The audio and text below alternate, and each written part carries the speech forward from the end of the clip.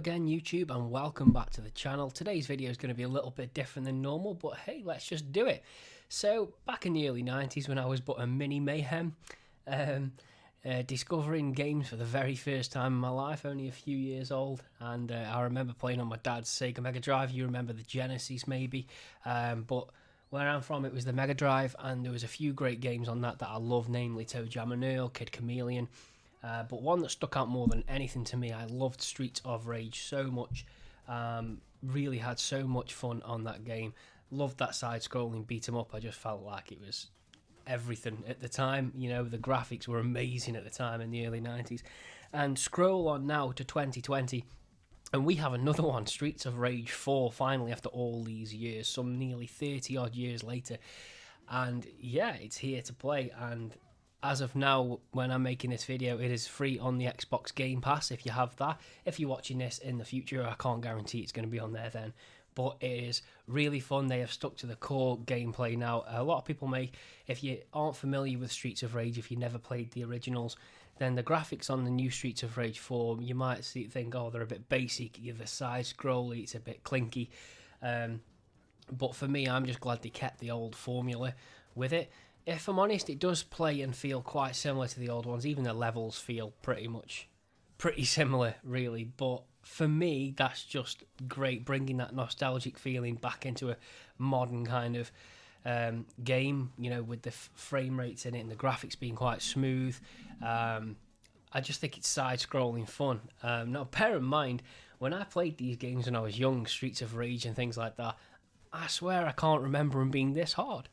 So even on easy difficulty, I have trouble with Streets of Rage 4, but I had so much fun playing it. You'll see plenty of gameplay in the background and after I've stopped talking of this game.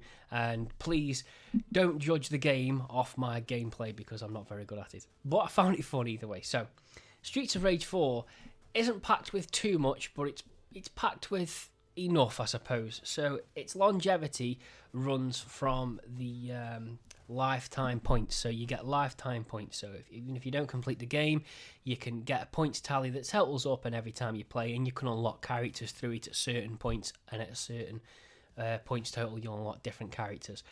There's also a new game mode called Boss Rush as well, and there's loads of different characters to unlock, even the retro characters and even characters from like 2 and 3. Unfortunately, the kangaroo dude, and I can't remember his name now for some reason, he isn't an unplayable character, but he does make a cameo in one of the levels, which you should see in the background at some point during this video.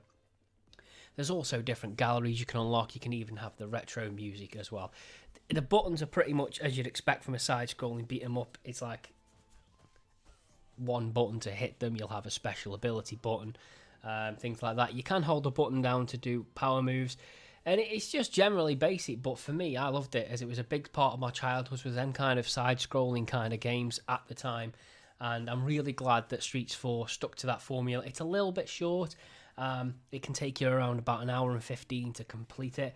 But as I said, it does have replay factors. All the characters have different abilities and they have different stats. And it's just really good fun. As I said, it is on the Game Pass. Now, I only have the Xbox One, so I know it's on the Switch. I'm not sure if it's on the PS4 or what the price is. But I highly recommend playing it if you just want a little bit of retro fun in 2020. It is a great time to have. Anyways, that's my 2 cents about this game. I'm going to shut up and let you watch the gameplay now. Hope you enjoy it. If you did, drop a comment below. Let me know what you think of the game. Subscribe to the channel if you feel like doing it, dudes, and I will catch you guys next time.